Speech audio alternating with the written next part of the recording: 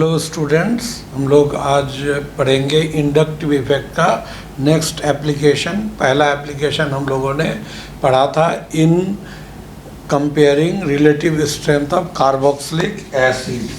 तो दूसरा हम लोग लेते हैं इन कंपेयरिंग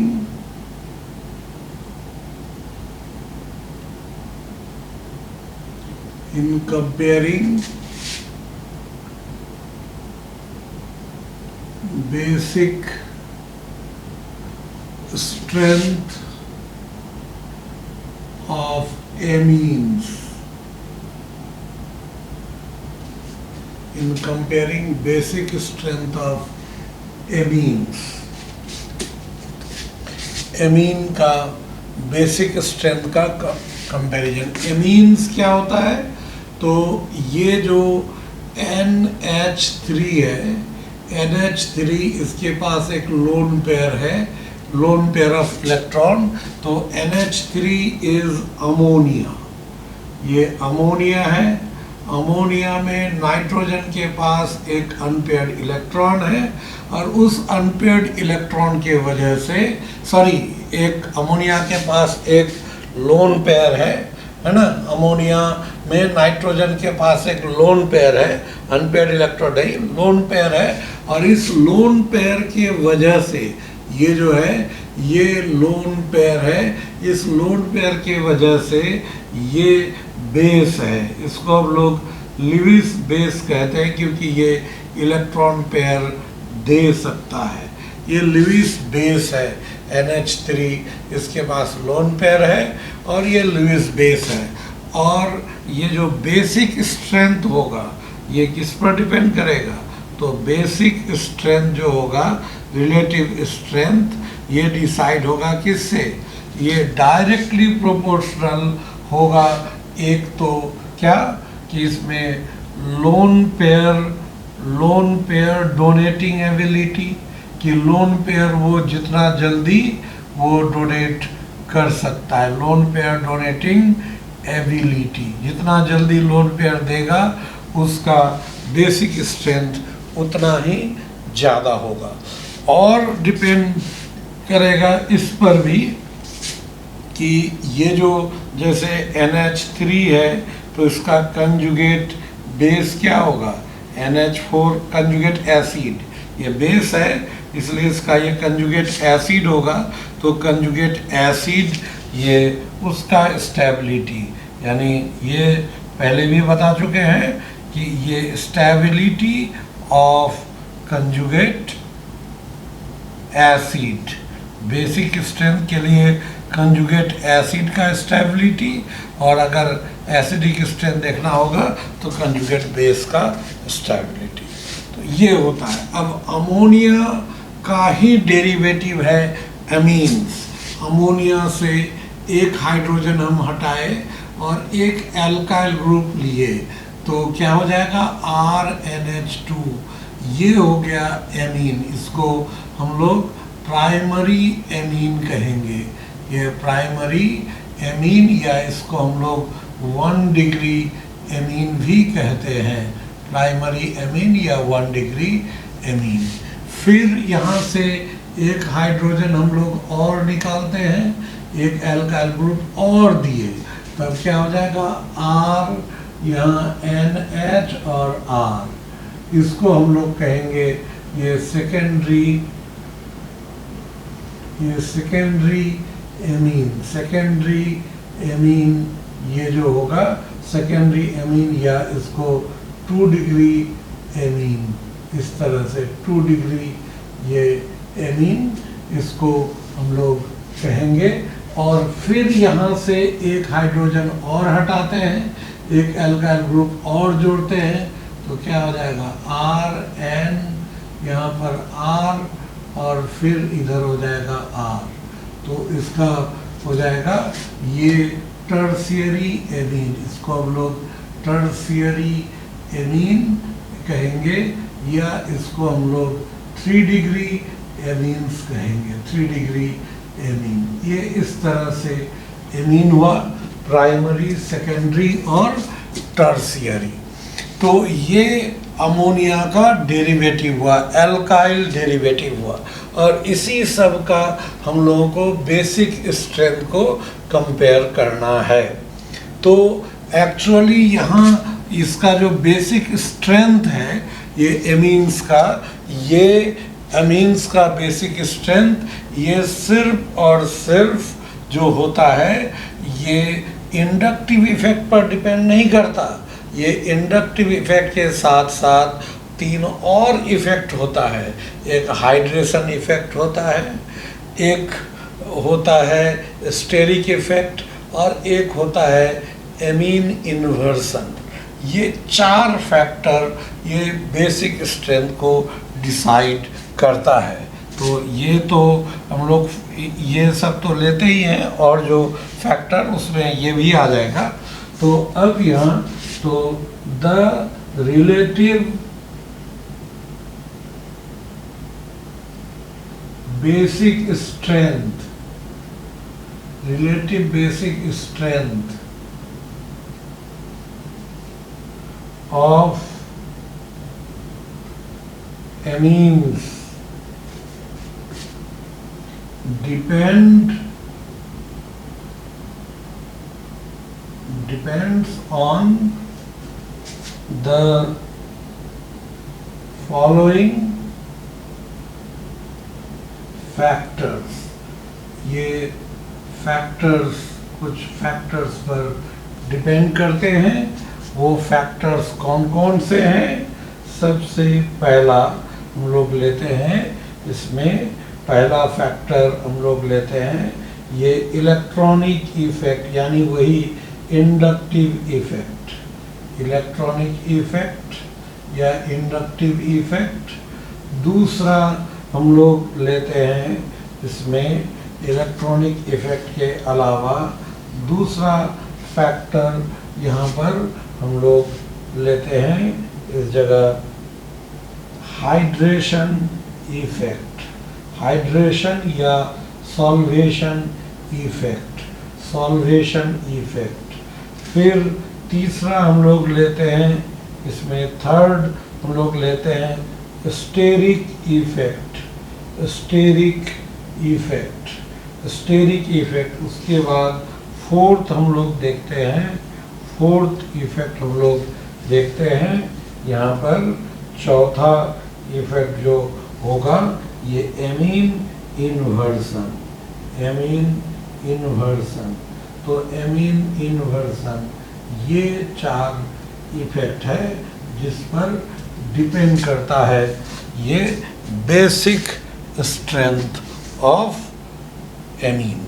ठीक है, ये basic strength of amine, relative strength, ये चार फैक्टर पर डिपेंड करता है। ठीक है, अब एक एक करके हम लोग इन चारों फैक्टर पर हम लोग डिस्कस करते हैं, एक एक करके इन चारों फैक्टर्स पर। तो सबसे पहले हम लोग लेते हैं electronic effect versus basic strength.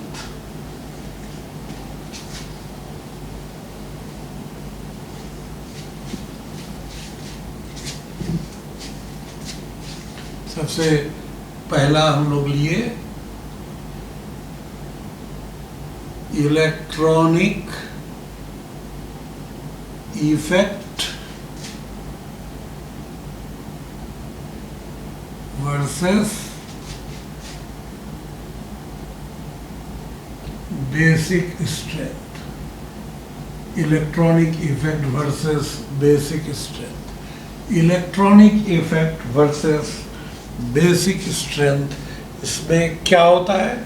Electronic, अब जैसे यहाँ N है, इसके पास लोन पेयर है, और इधर जो ग्रुप आएगा तो यहाँ पर अगर मान लेते हैं इस जगह एल्काइल ग्रुप तो प्लस आई होता है, तो यहाँ पर अगर ये प्लस आई R जुड़ जाए तो केवल प्लस आई इफेक्ट अगर ले, इस जगह H है और H है, फिर यहाँ पर हम लोग R ले लिए और N इधर H और H, तो R का तो ये प्लस आई इफेक्ट है, तो वो इलेक्ट्रॉन नाइट्रोजन के पास इलेक्ट्रॉन का डेंसिटी बढ़ाएगा। ऐसे नाइट्रोजन का साइज भी, ये इसका अल्काइल ग्रुप का साइज अगर बढ़ेगा तो साइज बड़ा होने से यहाँ पर क्या होगा कि उस वजह से भी इलेक्ट्रॉन डोनेट करने का वो चांस बढ़ता है।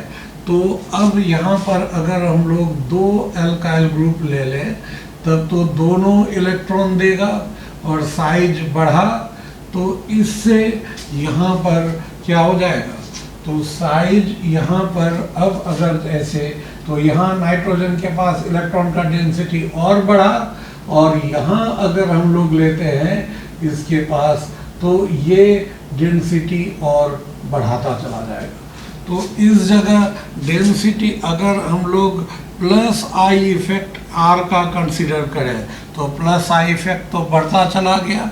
तो प्लस आई इफेक्ट अगर लेते हैं तो if we consider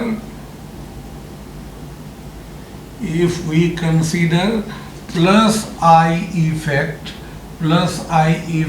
of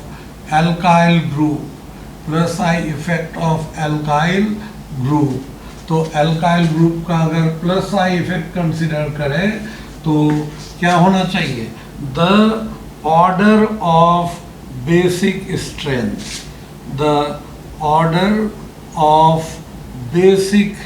strength, ये जो बेसिक स्ट्रेंथ होगा, the order of basic strength should be, ये जो बेसिक स्ट्रेंथ है, order of basic strength should be, यहाँ पर क्या होना चाहिए, NH3 सबसे कम होगा, उसके बाद 1 डिग्री यहाँ पर ज़्यादा, फिर ये 2 डिग्री और फिर क्या हो जाएगा 3 डिग्री।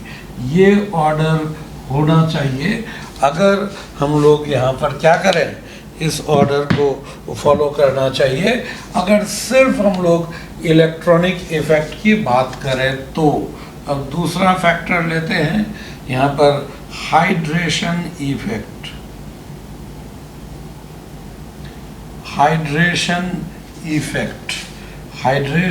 इफेक्ट लोग लिए, hydration effect versus basic, hydration effect versus basic strength. तो इसमें क्या होता है कि जैसे मान लीजिए यहाँ पर कोई भी n, यहाँ हम लोग लेते हैं n है और इसके साथ कोई भी ग्रुप जुटा हुआ है ये, और ये H प्लस को लिया और H प्लस ले करके ये क्या बनाया N, और इधर ऐसे यहाँ पर ये H, ये प्लस।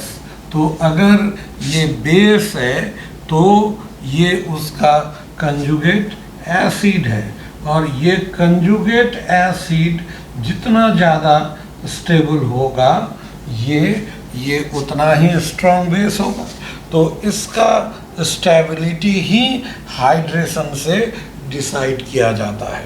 और ये पीरियोडिक टेबल में, बॉन्डिंग में, ये सब में हाइड्रेशन में पढ़े होंगे, सॉल्वेशन इफेक्ट वो हाइड्रेशन में बताया गया है कि ये जो आयन होगा इसका साइज जितना बड़ा होगा हाइड्रेशन उतना ही कम होगा, है ना। और इसके हाइड्रेशन कम होगा तो स्टेबिलिटी कम होगा। तो यहाँ हम लोग इस जगह ऐसे ले सकते हैं, ये stability of conjugate acid. Conjugate acid जो होगा ये डायरेक्टली प्रोपोर्शनल होगा क्या, स्टेबिलिटी ऑफ, ये डायरेक्टली प्रोपोर्शनल होगा ये डिग्री ऑफ हाइड्रेशन, और मतलब कितना हाइड्रेशन होगा उसका। और डिग्री ऑफ हाइड्रेशन का डायरेक्टली इसका अगर हम लोग लेंगे, डिग्री ऑफ हाइड्रेशन उसका उल्टा हो जाएगा क्या, हाइड्रेशन अगर बढ़ेगा तो ये साइज पर डिपेंड करता है, तो ये साइज पर डिपेंड करेगा। साइज अगर बढ़ेगा तो हाइड्रेशन घटेगा, तो स्टेबिलिटी घटेगा। तो अब देखिए, अगर हम लोग यहाँ लेते हैं NH3, तो NH3 का कंजुगेट एसिड क्या होगा? NH4+, NH3 का NH4+, फिर यहाँ 1 डिग्री एविन RNH2 का क्या होना चाहिए? इसका H+ आएगा तो क्या होना चाहिए? RNH3+, फिर अगर हम लोग लेते हैं RNH, यहाँ पे इस जगह ये प्लस, ये यहाँ पर R2NH, ये H+ अगर लेगा तो ये RNH2 हो जाएगा, यहाँ प्लस और ये R। फिर ये 3 डिग्री होगा तो RN, यहाँ पर R और ये H+ लेगा तो क्या बनाएगा? यहाँ पर RN, R और R, यहाँ पे H और ये प्लस। तो देखिए इस तरह से ये जो एमीन है उसका कंजुगेट बेस ये हो गया, तो ये कंजुगेट एसिड ये हो गया। और कंजुगेट एसिड का साइज तो बड़ा हो रहा है, तो ऊपर से नीचे यहाँ पर क्या हो जाएगा? ये साइज इंक्रीज कर रहा है, क्योंकि हाइड्रोजन हट के अल्काइल ग्रुप आया, तो साइज इंक्रीज करेगा, तो इसका परिणाम क्या होगा? डिग्री ऑफ हाइड्रेशन क्या होगा? डिग्री ऑफ हाइड्रेशन डिक्रीजेस, और डिग्री ऑफ हाइड्रेशन डिक्रीज करेगा तो क्या होगा? उसका स्टेबिलिटी, यहाँ लेंगे स्टेबिलिटी, ये डिक्रीजेस, स्टेबिलिटी यहाँ डिक्रीज करेगा। स्टेबिलिटी डिक्रीज करेगा तो यहाँ पर बेसिक स्ट्रेंथ डिक्रीजेस, तो बेसिक स्ट्रेंथ डिक्रीजेज, ये इस तरह से हम लोग लेते हैं। तो यहाँ पर से इस तरह से इसको ये कंसीडर ये किया जाएगा कि ऊपर से अगर नीचे जाते हैं, साइज यहाँ पर बढ़ रहा है, हाइड्रेशन घटा, स्टेबिलिटी घटा, तो बेसिक स्ट्रेंथ घट गया। तो अब अगर हाइड्रेशन के अकॉर्डिंग कंसीडर किया जाए तो क्या होना चाहिए?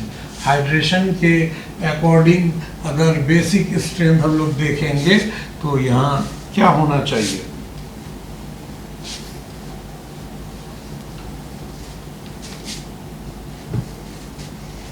10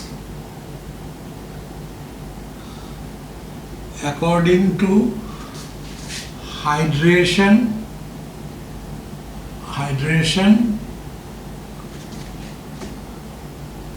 the order of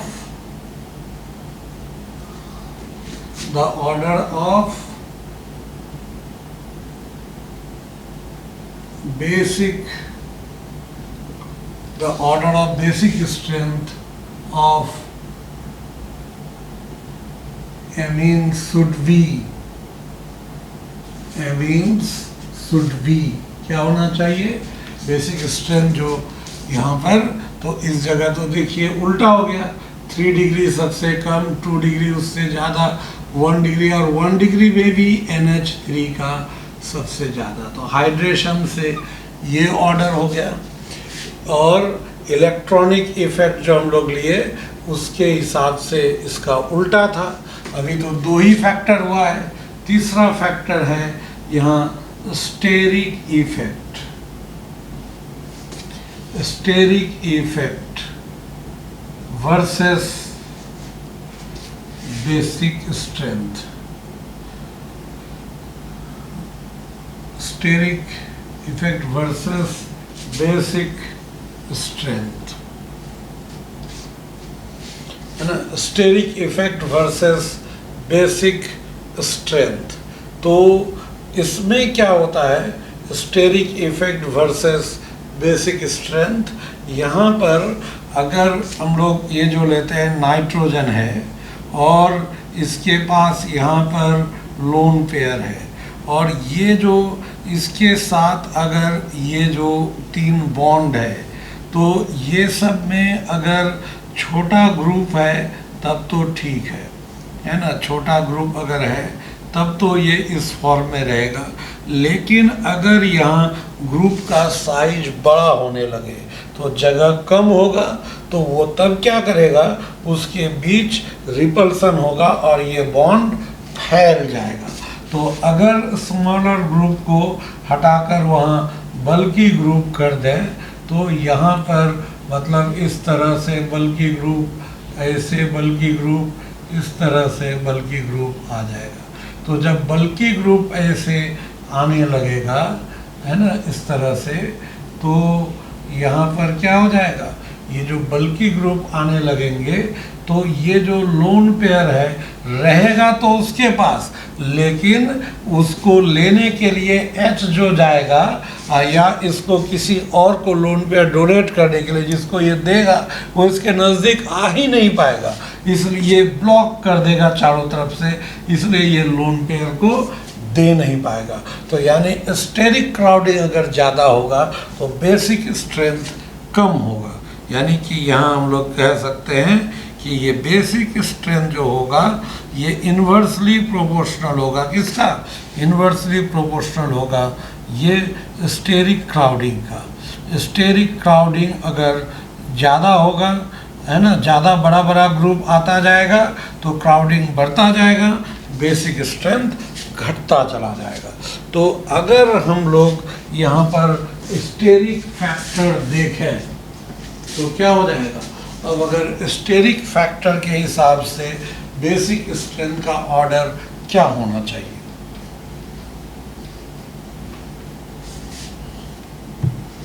अगर हम लोग लेते हैं 10, the order of basic strength, order of basic strength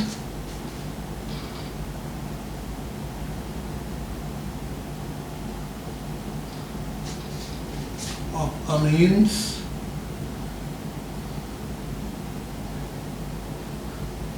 should be, मतलब considering steric effect, तो क्या होना चाहिए, 3 डिग्री सबसे कम, 2 डिग्री, फिर 1 डिग्री, फिर NH3, क्योंकि स्टेरिक क्राउडिंग यहाँ ज़्यादा होगा इसलिए यहाँ पर बेसिक स्ट्रेंथ कम हो जाएगा, यहाँ ज़्यादा। तो ये हाइड्रेशन और ये स्टेरिक इफेक्ट, ये दोनों एक ही बात को कह रहा है।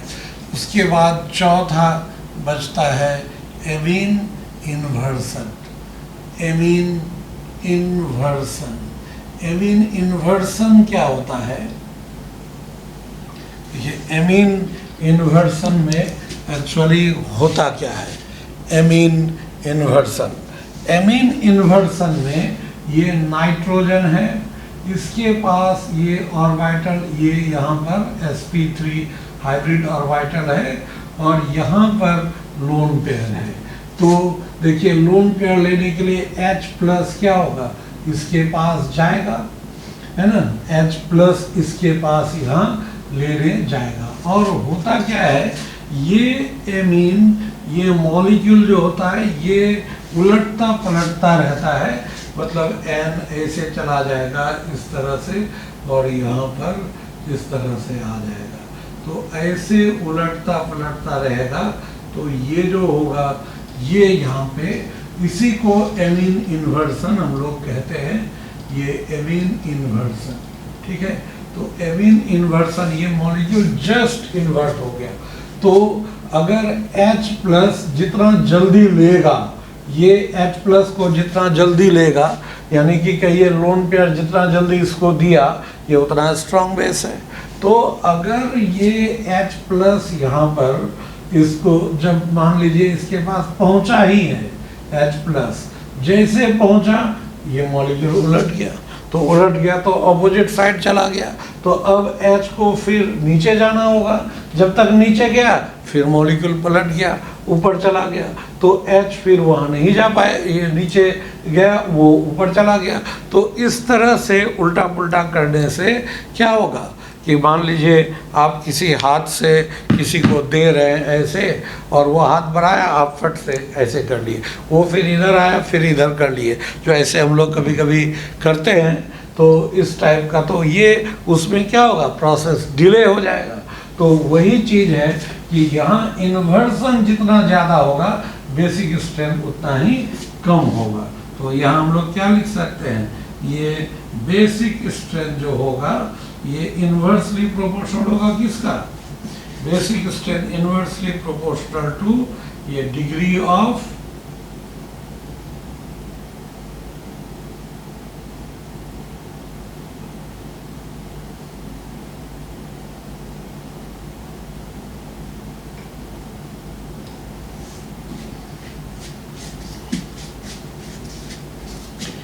Degree of amine inversion, degree of amine inversion.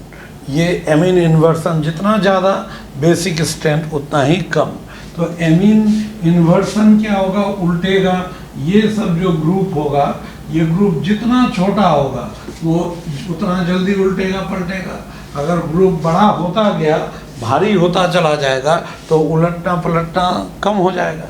तो इस तरह से, और यहाँ हम लोग क्या लिख सकते हैं, तो degree of amine inversion, degree of amine inversion, ये जो एमीन इन्वर्सन होगा इसका डिग्री क्या होगा, this will be degree of amine inversion will be ये inversely proportional to size of the groups, size of the groups attach to nitrogen. Nitrogen के साथ जो ग्रुप अटैच है उसके साइज पर डिपेंड करेगा ये एमीन इन्वर्सन। साइज अगर बढ़ा तो एमीन इन्वर्सन कम हो जाएगा।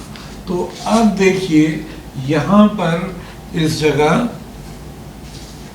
तो अब अगर हम लोग एमीन इन्वर्सन लें तो बेसिक स्ट्रेंथ का ऑर्डर क्या होना चाहिए, तो यहाँ therefore the order of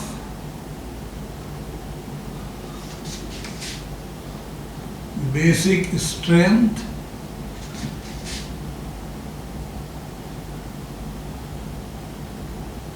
should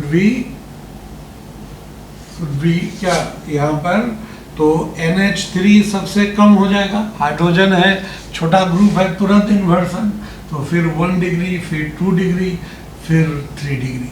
तो देखिए अब ये जो ऑर्डर आया, आप गौर कीजिए कि पहला जो ऑर्डर था इलेक्ट्रॉनिक इफेक्ट, उसमें ये ऑर्डर था, और एमीन इन्वर्सन में ये ऑर्डर आया। बाकी जो बीच का दोनों था, हाइड्रेशन और ये स्टेरिक इफेक्ट, वो दोनों इसका उल्टा था। तो 4 इफेक्ट है, 4 में से अगर 3 एक होता और 3 एक तरफ होता, 1 ऑपोजिट होता, तो तीनों मिलकर डोमिनेंट हो जाता। लेकिन यहाँ क्या है, 2-2 हो गया, मतलब 2 एक तरफ 2 एक तरफ, तो ये दोनों तरफ बराबर। तो ऐसी स्थिति में थियोरिटिकल कोई कंक्लूजन निकलेगा नहीं। यहाँ जो एक्सपेरिमेंटल होगा वो नेट ऑर्डर क्या होगा, वो नेट ऑर्डर से ही ये काम चलाना पड़ेगा। और ये नेट ऑर्डर कोई उसका थियोरेटिकल एक्सप्लेनेशन नहीं है ना, उसका थियोरेटिकल एक्सप्लेनेशन नहीं होगा, नेट ऑर्डर ऐसे याद रखना पड़ेगा। और यहाँ एक अच्छी बात ये है कि आपको 2 ही एमीन का नेट ऑर्डर याद रखना है, 2 ही तरह का, जो मतलब एग्जाम में पूछा गया, जो आपके NCERT में भी दिया हुआ है, वो 2 ऑर्डर। तो यहाँ पर the net order of basic strength of amines considering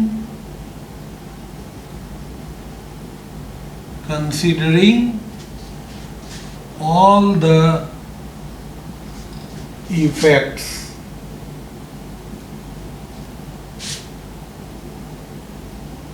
all the effects is found to be, ये क्या पाया जाता है? all the effect found to be, ये क्या पाया जाता है? सारे इफेक्ट को, इसका क्या होता है? तो इसके लिए पाया किया जाता है, इसका मतलब पूरा जो इफेक्ट हम लोग लेंगे, तो अगर इफ R, ये जो R is equal to CH3 group हो जाए, तो यहाँ पे क्या हो जाएगा? यहाँ पर 2 डिग्री सबसे ज़्यादा, तब 1 डिग्री होगा, तब 3 डिग्री होगा, और फिर उसके बाद क्या होगा? NH3 होगा, NH3, ये ऑर्डर होगा। और अगर हम लोग लेते हैं if R is equal to CH3CH2, अगर इथाइल हो गया, तो इथाइल होने पर ये 2 डिग्री, फिर क्या हो जाएगा? 3 डिग्री यहाँ पर, और फिर 1 डिग्री, और फिर NH3, ये आ जाता है। यहाँ पर केवल उलट जाता है अगर एल्काइल ग्रुप की जगह इथाइल हो। उसी तरह से आइसोप्रोपाइल, टर्सरी ब्यूटाइल, ये सब का भी होता है, सबका एक्सपेरिमेंटल ऑर्डर है, नेट ऑर्डर है, लेकिन वो हम लोगों को नहीं पढ़ना है। ये 2 अब तक जितना एग्जाम में पूछा गया है, ये 2 से ही पूछा जाता है। ये ऑर्डर है, कुछ और हम ऑर्डर लिख देते हैं, और नेट उसका जो स्ट्रेंथ है उसके आधार पर। ये तो आप लोग जानते ही होंगे, एक जो है KB का कंसेप्ट है ना, KB और KA, PKB, PKA, तो हम लोग यहाँ KB जिसका ज़्यादा होता है उसका बेसिक स्ट्रेंथ ज़्यादा, या PKB कम होगा तो बेसिक स्ट्रेंथ ज़्यादा, ये सब आने के इक्विलिब्रियम में पढ़े होंगे, तो उसको भी इससे कनेक्ट किया जा सकता है। तो ये नेट स्ट्रेंथ हुआ।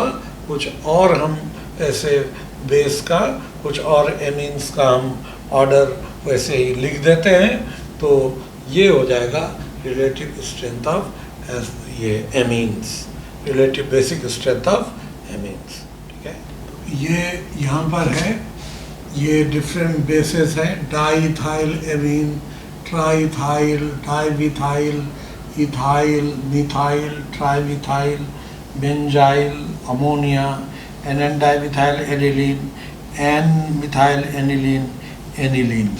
तो ये उसका स्ट्रक्चर है। तो ये तो जैसे 2 डिग्री हो गया, ये हो जाएगा 3 डिग्री, ये 2 डिग्री, फिर 1 डिग्री, ये 1 डिग्री, ये फिर यहाँ 3 डिग्री, और ये तो 1 डिग्री हो गया, ये तो कोई डिग्री नहीं है अमोनिया, ये 3 डिग्री, ये 2 डिग्री, फिर ये 1 डिग्री। तो हालांकि ग्रुप्स अलग अलग हैं, और यहाँ ऑब्जर्व्ड पीकेबी वैल्यू ऊपर से नीचे अगर बढ़ रहा है, तो ऊपर से नीचे बढ़ने का मतलब पीकेबी बढ़ेगा, मतलब बेसिक स्ट्रेंथ घटेगा। तो यहाँ पर ये बेसिक स्ट्रेंथ डिक्रीजेस। तो इस तरह से यहाँ पर बेसिसिटी का ऑर्डर हुआ। बेसिसिटी यहाँ पर हम लोग इंडक्टिव इफेक्ट का यूज़ पर ज़्यादा फोकस कर रहे हैं। फिर हम लोग एसिड बेस में वहाँ पर फिर बेस के बारे में पढ़ेंगे डिटेल से, तो वहाँ और सारे फैक्टर्स यानी रेजोनेंस वो सब कंसिडर करते हुए इसका हम लोग इफेक्ट पढ़ेंगे। तो ये एक नेट रिलेटिव स्ट्रेंथ हुआ बेस का। तो ये इंडक्टिव इफेक्ट एंड हो गया है ना। इंडक्टिव इफेक्ट का यूज कार्बेनाइन और कार्बोकैटायन के स्टेबिलिटी को एक्सप्लेन करने में जो होता है वो हम लोग आगे कार्बोकैटायन और कार्बेनाइन में पढ़ेंगे, है ना। तो अब इसमें सब्स्टिट्यूएंट इफेक्ट में जो नेक्स्ट इफेक्ट हम लोग पढ़ेंगे वो पढ़ेंगे हाइपर कंजुगेशन। नेक्स्ट वीडियो में हाइपर कंजुगेशन होगा। ठीक है, थैंक यू।